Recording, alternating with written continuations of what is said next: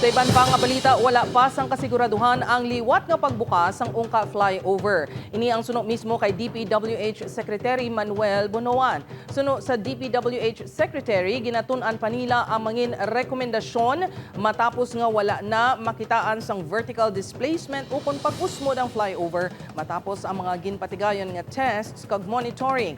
Manumduman nga ginsumite na kahapon ni DPWH 6 Regional Director Engineer Sunny Boy Oropel ang ila report na tuhoy sa resulta sang ginpatigayon nga dynamic load tests. Suno kay Secretary Bonoan, nahibaluan sini ang pagpugok sang trapiko sa bahin sang flyover apang ila gina-evaluate sang maid-id ang sitwasyon kag ginatun-an pa ang engineering interventions sang third-party consultant antes liwat buksan sa mga motorista ang flyover. I cannot categorically say na possible. So we have to discuss it more intensely kung ano yung mga recommendations po nila.